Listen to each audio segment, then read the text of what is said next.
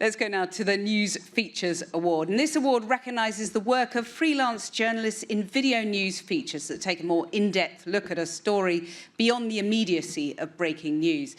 And once again, the judges felt that the quality of the work in this category was incredibly high, and they'd like to give a special mention to Raúl Gallego Abellán from Spain for his film Ukraine's Frontline Sacrifice, Point of No Return.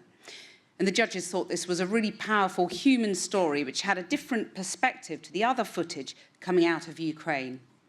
So well done, Raúl, not a stranger to the Rory Peck Awards, having been shortlisted on many occasions for his outstanding work.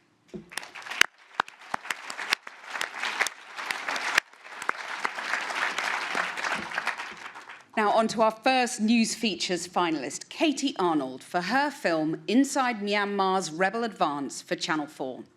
The judges thought that this was brilliantly told in a way that was informative, easily understood and beautifully shot. So let's have a look at some clips. We're in Karenni State, along Myanmar's eastern border. 90% of it is now held by the resistance. This is its largest city, Loikor. One block. We're with rebel fighters. This story from Myanmar is another incredible untold story. It really felt informative to me, as well as being stunningly shot. It really reflected as well modern warfare, really. So they were embedded with a drone team. I just thought it was really strong, really informative, beautifully scripted. Myanmar's resistance forces are currently holding in any city right now. And it looks likely that this place, Loikor, is going to be the first state capital they'll take full control of.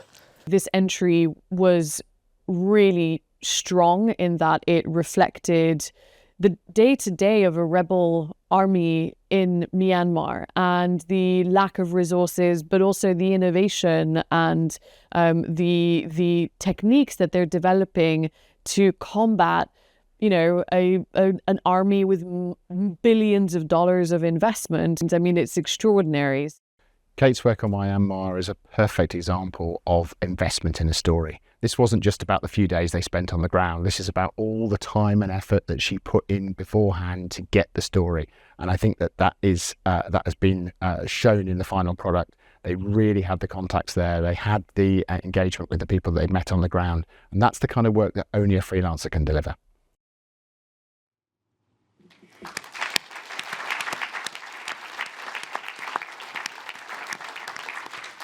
Our next finalist for the News Feature Award is Ibrahim Al-Otla from Palestine with his film Witness Rescue Mission Gaza for Al Jazeera English. Yeah. Now, this film follows Captain Moomin and his team of first responders just after Israel launched their full-scale invasion of Gaza City. Let's see a clip and hear what the judges thought.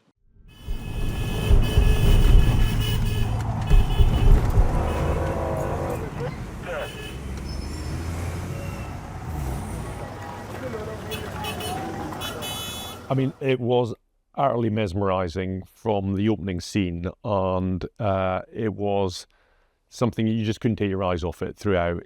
There's just so much heartbreak in that film from start to finish, and it's a real kind of roller coaster journey. You watch it, you are part of that kind of visceral journey from the opening scene to the end. What you find yourself asking yourself throughout this piece is, what would people in Gaza do without these guys? This civil defense team is a core part of the rescue operation in Gaza, which is already so limited. And it really showed how critical their role is. Witness Rescue Mission Gaza stood out to me because it stayed with me long after I first viewed it. It was such an elite film. I think the editing of this work, it was very brave gathering. It was unique gathering, but the way that the editing came together to create a storytelling tension and that allowed the audience to stay with it for the 25 minutes of the film was just extraordinary. I mean, I think Al Jazeera has done an incredible job in its storytelling from inside Gaza throughout this war. They've lost many journalists, and I think this film is a very powerful testament to the eyewitness journalism that they have been upholding throughout this the war.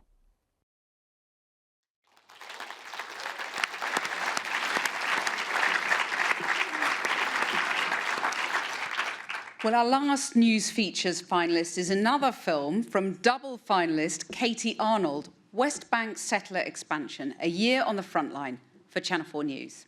And I don't think we've actually ever had the same finalist appear twice in the same category, so that is an incredible achievement, Katie.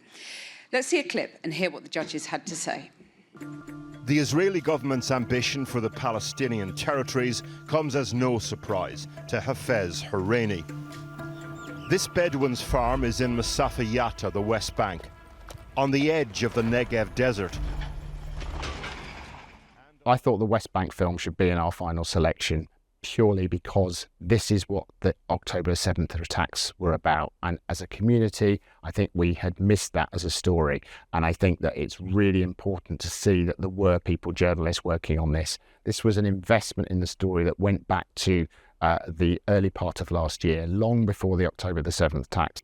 A lot of work went into producing this piece. This was an extensive news gathering period of going to visit the family, coming back, seeing the impact that October 7th had on their day-to-day life. And so that was really, really powerful to see the change. This story felt like an untold story, but one of great historical importance, because it's all about the build-up and what led to October the 7th, which we talk about a lot, but maybe not so much about what was happening on the ground. And it was beautifully shot and edited.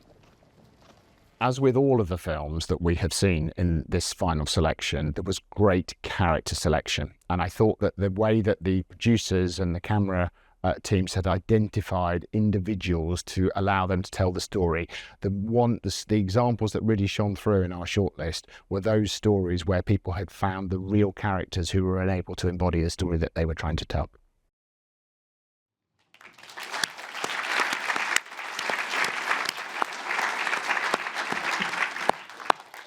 Well, to announce the winner, please welcome Kirsten Dewar, Global Senior Director at Data Miner, who was also one of the judges in this category.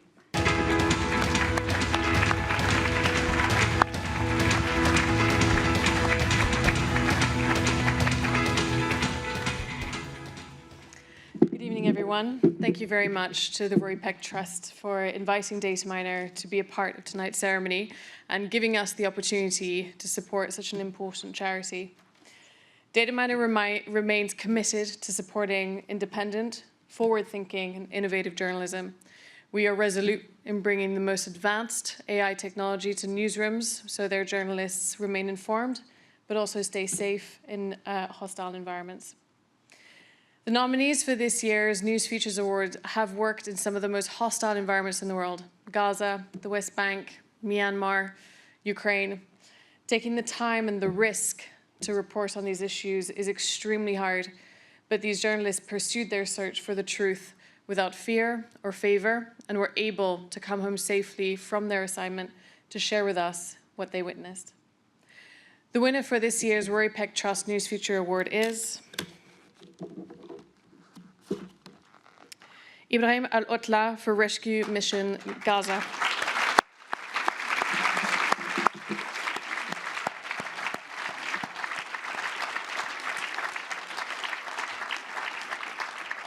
Now, sadly, Ibrahim is in Gaza and cannot join us tonight, but he sent us this video this very morning. إبراهيم العطلة صانع أفلام. بداية كنت أتمنى أن أسجل هذه الكلمة وقد انتهت حرب الإبادة على قطاع غزة. فخور بهذا التكريم اللي يعد بمثابة اعتراف بما قمت به أنا وزملائي الصحفيين في تغطية حرب الإبادة على قطاع غزة. عملت أنا وفريقي باستخدام الكاميرا الحرة والتسجيل الطويل دون توقف لتوثيق الأحداث في غزة حتى نتمكن من نقل الصورة كاملة بكل تفاصيلها. اليوم وبعد مرور أكثر من 400 يوم لم تتوقف حرب الإبادة ضد الصحفيين. لقد ارتكب الاحتلال الإسرائيلي أبشع جرائمه ضد الصحفيين. استشهد نحو 188 صحفي، من ضمنهم الزميل مروان الصواب الذي استشهد أثناء عمله، وهو أحد أفراد فريق عمل مهمة إنقاذ. ارتكب الاحتلال جرائمه دون محاسب أو رقيب. لم يكن استهداف الصحفيين مقتصر على الصحفيين نفسهم، بل استهدف الاحتلال الإسرائيلي عائلتهم ومنازلهم. وأيضا من جرائم الاحتلال منع الصحفيين المصابين من تلقي العلاج، كما حدث مع الزميل الصحفي فادي الوحيدي الذي يصارع الموت حتى الآن. نحن نتعرض لأكبر مذبحة بحق الصحفيين في أصغر بقعة جغرافية وفي أقصر فترة زمنية. أتحدث إليكم اليوم وأنا لا أعلم هل سأشاهد تكريمي في هذا الاحتفال أم سأكون قد فارقت الحياة بفعل جرائم الاحتلال ضد الصحفيين الفلسطينيين في غزة. أتمنى من العالم أن ينقذ ما تبقى من مدينتي وشعبي والصحفيين. نحن شعب يحب السلام.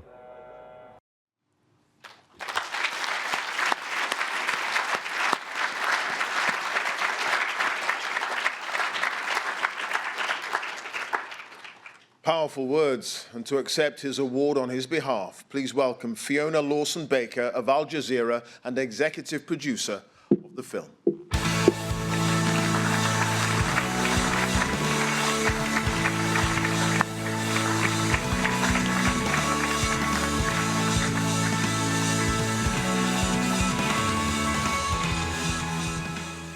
I'm not going to say too much because Ibrahim said it all, and I just really want to say thank you to Ibrahim. I want to say thank you to the team that he worked with, Mohammed Sawaf and Salah Al-Haw from Aleph Multimedia, who have been extraordinary given the circumstances.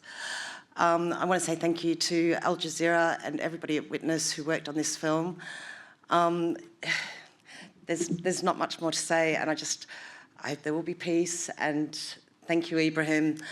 You know, his work matters, his life matters, and I want him to know that. I think I just also want to say a little congratulations to Katie Arnold for the double nomination tonight, so thank you.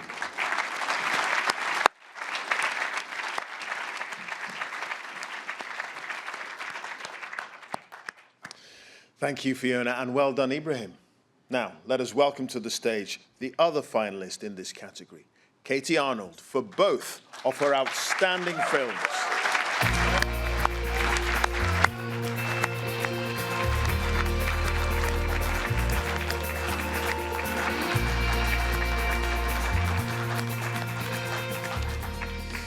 Hello. Well, first and foremost, thank you very much to the Rory Peck Trust and to the judges for honouring me with 2 nominations. I think everyone in this room knows that it is a particularly scary time to be a journalist at the moment, whether it's the fact that over 130 of our colleagues have been killed in Gaza, the fact that the most powerful man in the world is currently labelling us enemies of the people, or simply the fact that there is currently a budget-sucking black hole at the centre of the TV industry called true crime.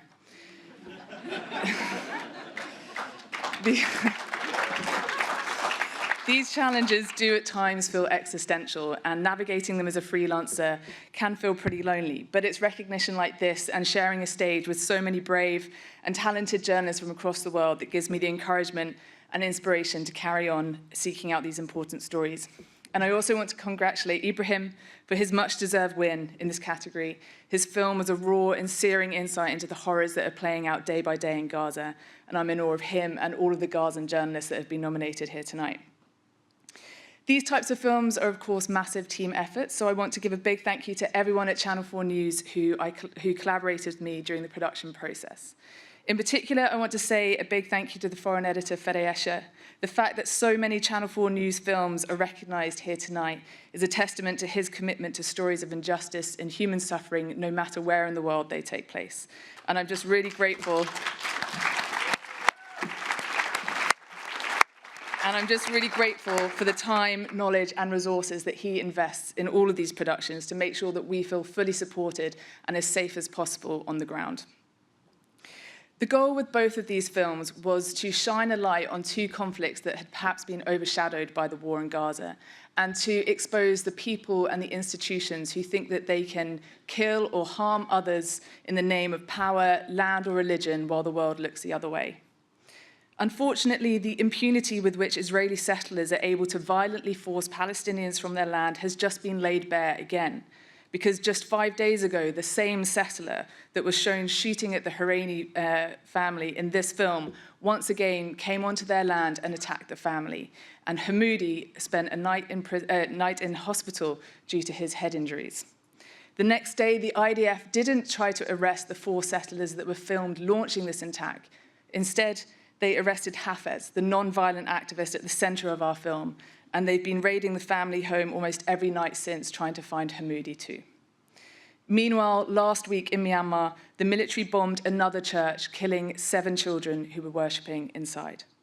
So finally, please let me pay tribute to the countless people across Myanmar who have shared their stories with me over the last 10 years, and also to the Horaney family, who welcomed me back into their home time and time again, despite the fact that our government and our institutions are happy to ignore the well-documented crimes that are being committed against their people. Thank you very much.